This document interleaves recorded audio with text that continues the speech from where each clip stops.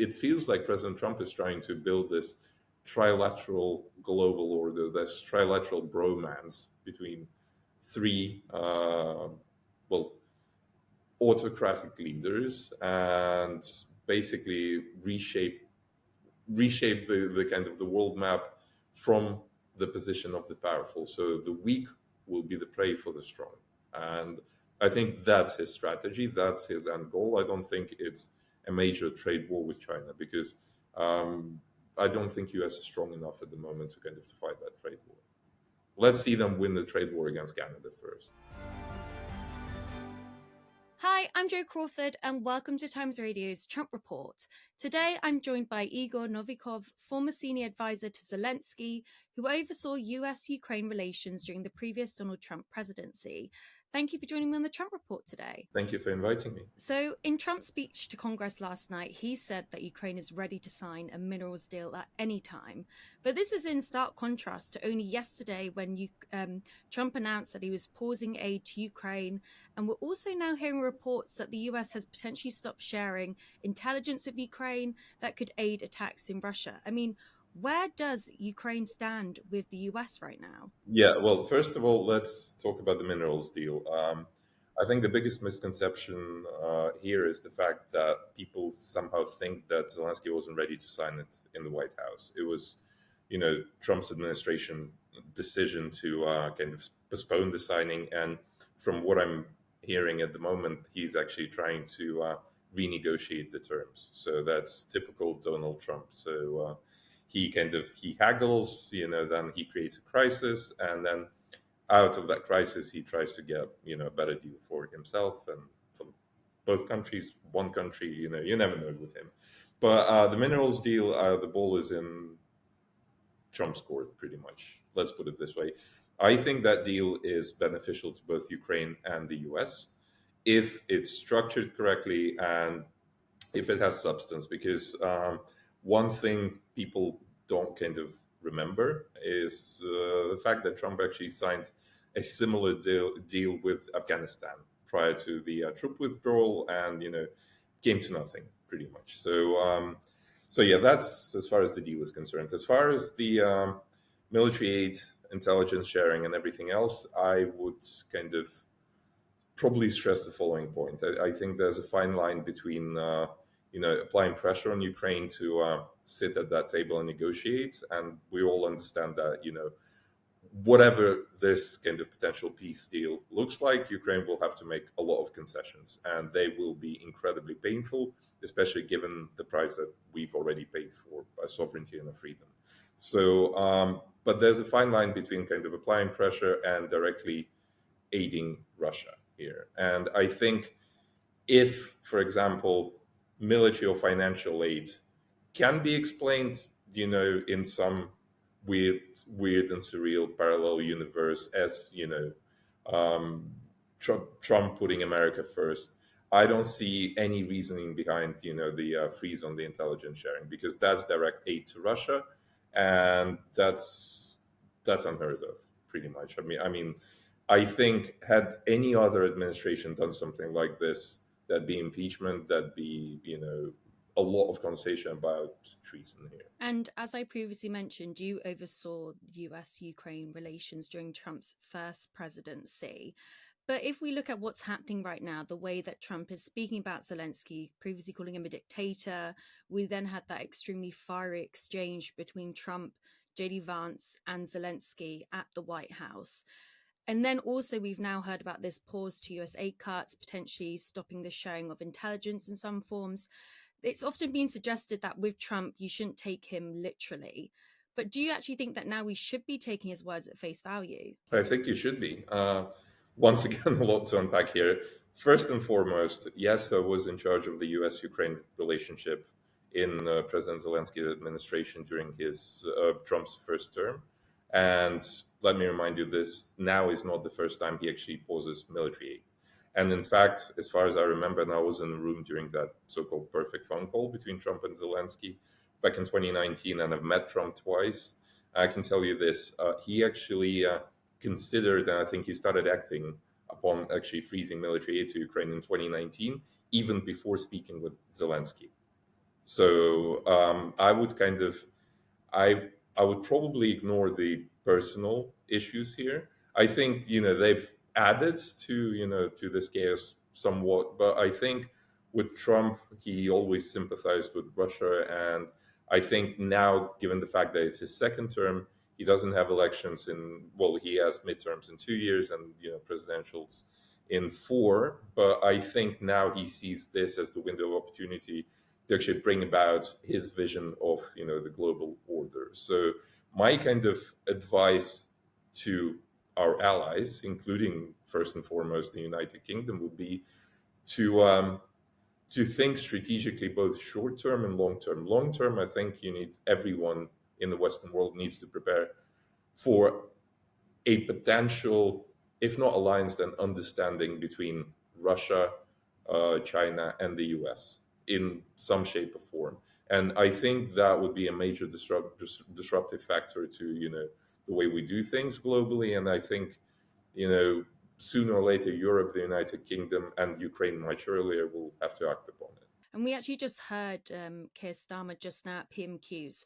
He still said that the US is a reliable ally when he was asked if that the government should prepare some sort of plan B in case the US does not give some sort of Ukrainian security guarantees. I mean, do you think that Starmer has his head in the clouds? No, I don't think he does. And with Trump, we know the price of saying something publicly. I mean, we've just seen a very good example of that in the Oval Office recently. So I think your prime minister is actually doing everything right.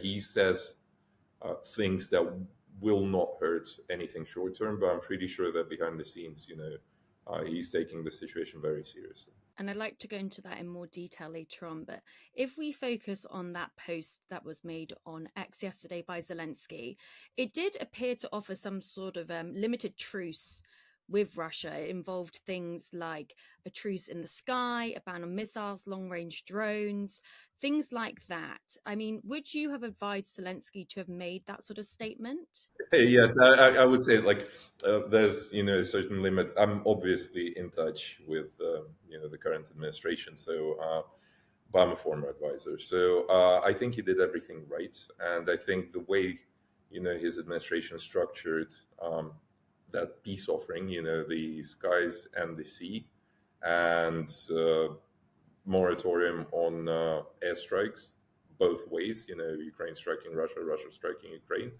That's something that would be that kind of first step towards peace that Trump claims to desire.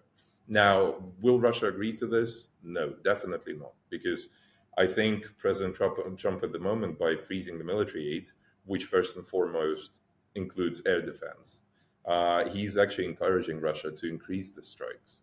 And I think that's what he wants, because he thinks, those Russian strikes will apply extra pressure on Ukraine, and Zelensky will come crawling.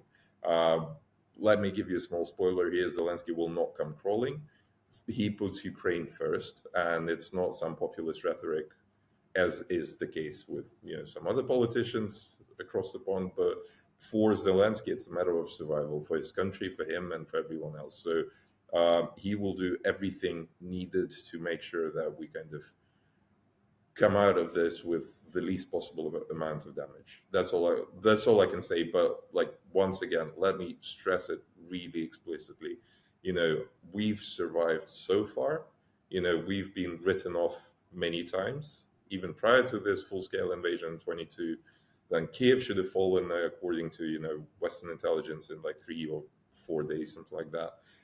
We're still here, and I'm an optimist when it comes to Ukraine. I think we'll still be there. There will be peace, but who those parties are guaranteeing our security and how that peace comes about remains to be seen.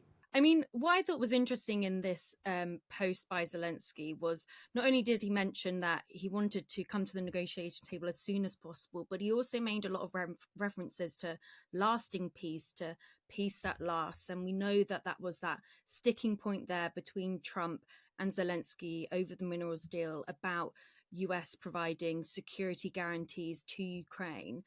But I mean, if Zelensky is going along with Trump's line now of trying to get this deal as fast as possible, Do we think that security guarantees are going to now be included, or do we think that's now just a, a thing That of the past? that remains to be seen. I mean, at you know, as as I remember, like a week ago, there wasn't anything concrete on the table as far as the security guarantees were concerned.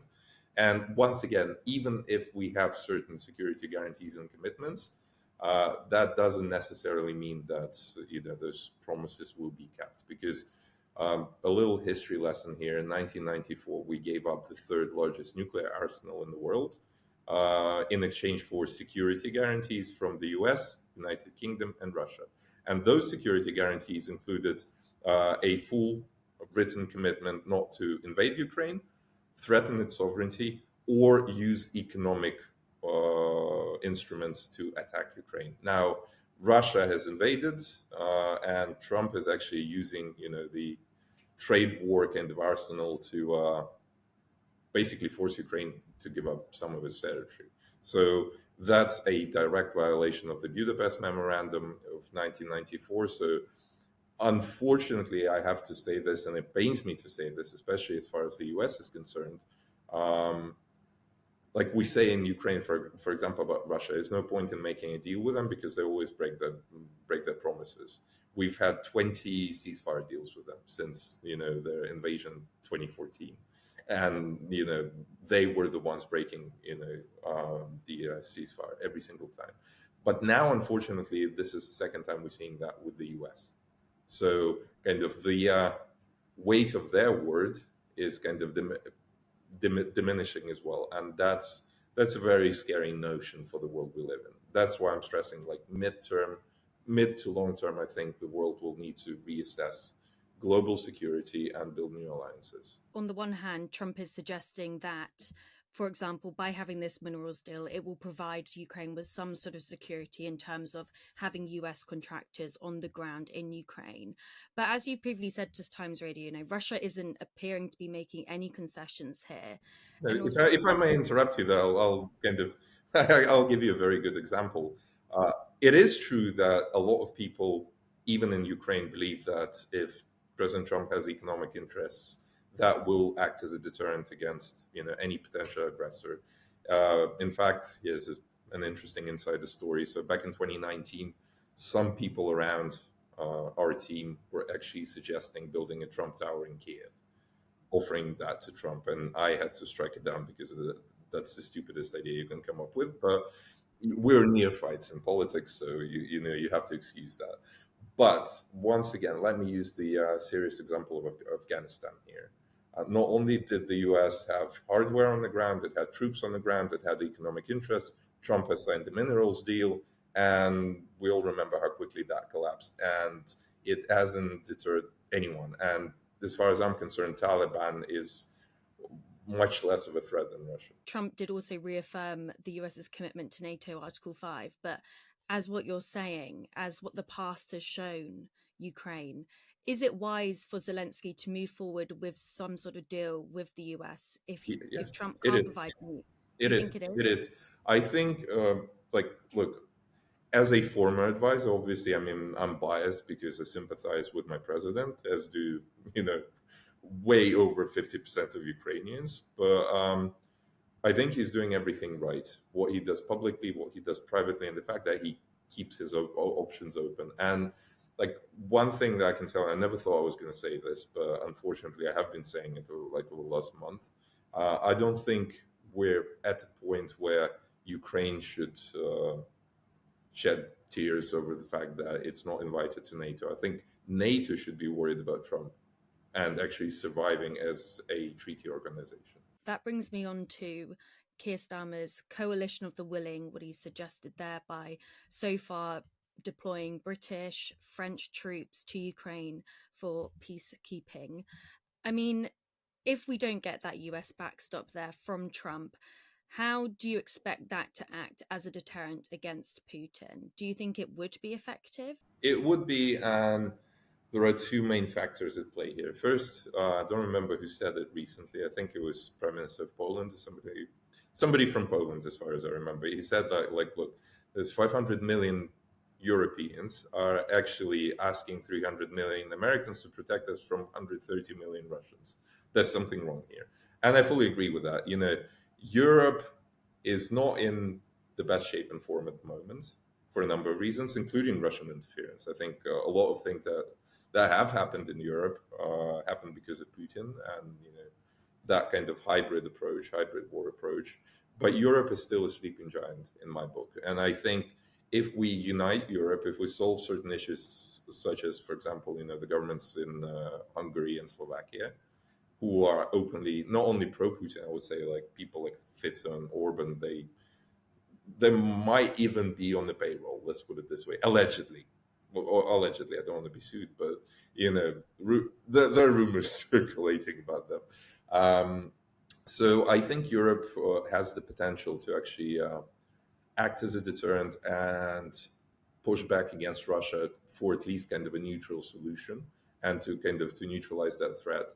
But in order to do that, Europe needs to reassess not only its approach towards security and military expenditure and strategies and tactics used, but also its economic stance. Because one thing that I hate quoting Trump here and agreeing with him, but one thing he got right is the fact that Europe.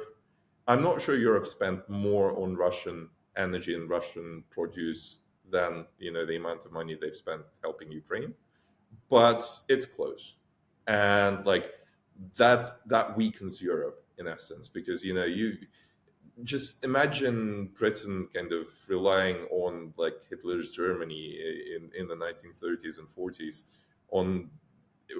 on some very important factors in its economy and trying to fight them at the same time.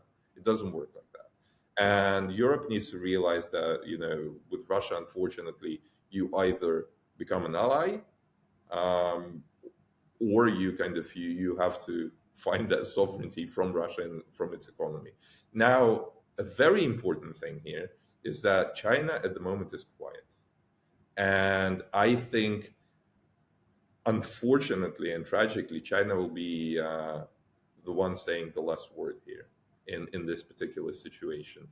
Now, is that a bad thing for Taiwan? Definitely. I think the worst off is not even Ukraine in this situation. The worst off is Taiwan, because if Trump kind of gets this semiconductor industry to relocate to the U.S. and he doesn't care about deterring Russia or China, China will be encouraged to invade, and unfortunately, we know how that ends. And so yeah, Europe has the potential, but it needs to rethink everything and basically accept the fact that it's a brand new world and you need to start from scratch. There's a theory there that potentially Trump is trying to end that war in Ukraine in order to refocus the US's efforts on combating the threat of China, for example. I mean, as you mentioned, China's staying silent here. How much do you think that Xi Jinping, for example, would want Trump to continue his efforts focusing on Ukraine and instead of turning towards China? Well, I think Chairman Xi and the entire Communist Party is literally ecstatic with what's going on because I don't want to kind of expose a major secret here, but if Trump announces trade wars against everyone, including his allies, I don't think even with the economic potential of the United States, he will win those wars, and thus weakening the U.S. China wins in a sense. That's kind of one side of this coin. Another side of this coin that nobody talks about is the fact that a lot of people surrounding Trump and a lot of major companies kind of forming that kind of core of the American economy at the moment have substantial interest in China. Like Elon Musk, for example, he's a very interesting guy, and no, he does not wear a suit, and he takes a lot of American taxpayer money to subsidize Tesla and SpaceX. I'm defending my president here.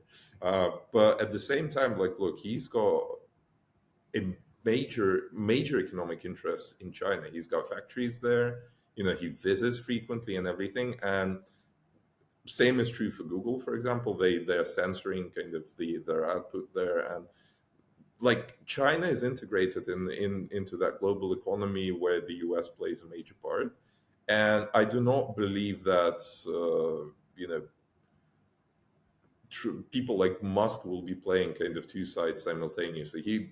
He won't be shooting himself in the leg that badly. So I think, like, the plan here is not to kind of use Russia as a deterrent against China. I think what I could be wrong here, but it feels like President Trump is trying to build this trilateral global order, this trilateral bromance between three, well, autocratic leaders, and basically reshape the kind of the world map from the position of the powerful. So the weak will be the prey for the strong. And I think that's his strategy. That's his end goal. I don't think it's a major trade war with China, because I don't think US is strong enough at the moment to kind of to fight that trade war. Let's see them win the trade war against Canada first. Definitely. I wanted to pick you up on Elon Musk and also JD Vance. They've both been very outspoken about Zelensky. They've said things that, don't come across, they don't put Zelensky in the best light, to put it mildly, I guess. I mean, how do you think that Zelensky should navigate that relationship, not just with Trump, but also with JD Vance, Musk? Both have huge profiles on X, for example. Their tweets are seen by so many people. What would be your advice there? Well, first and foremost, probably pick a different social media platform. But no, like, look, they're different. I've met Musk, so I kind of know him personally, and I haven't met JD Vance, but a couple of my friends are quite close to him, so I can tell you this: JD Vance is a very pragmatic guy, and for him, first and foremost, is his kind of motivator here is 2028, and therefore he will say anything, do anything, and he's pragmatic to a point of being cynical. In fact, he is cynical. So with him, you just have to be pragmatic in return. You need to read the room, read him, and basically play off him in that sense. He won't do anything beyond the point of actually kind of fulfilling his goals. So it's with him, it's not personal. With Elon, it's interesting. Elon is always, there are two factors at play here. One is his personality, and that includes his mental health, his habits, and everything else. So that's kind of issue number one. That kind of causes, certain kind of erratic nature to his behavior. But also, he's playing his own game here. He's not he's not a devout blind Trump supporter. He's got his own game he wants to play. He's got his own views on China. He's got his own views on everything else. So I think with him, once again, Zelensky needs to be pragmatic, but also with him, it's impossible to kind of to have certain degree of direct dialogue. And for example, I personally know, and I'm pretty sure the president's administration knows, a number of people who are on friendly terms with Elon and who are not political in their views and nature. And I think those people need to be the mediators there. With him, it's possible to kind of to find common ground. And I would advise strongly against trying to engage him in the public kind of sphere, in the public eye, because there's a reason he bought Twitter, and it's not a wise move to kind of to try and challenge him, face to face on Twitter. My final question is that it was reported that Trump was hoping to announce during his speech to Congress yesterday that a deal had been signed with Ukraine, but that did not happen. How close are we to having that deal signed between Ukraine and the US? The only person that depends on and has depended on all along, apart from, like, I would say probably the first couple of weeks of negotiations when the demands were just ridiculous, but it depends on Trump. It's his call. If he wants to renegotiate, he will renegotiate. If he wants to sign it at some particular moment, he'll sign it at some particular moment. If he wants another meeting with Zelensky and wants kind of public closure from that show in the Oval Office, that's what's going to happen. Igor Novikov, thank you so much for joining me on the Trump Report today. Thank you so much.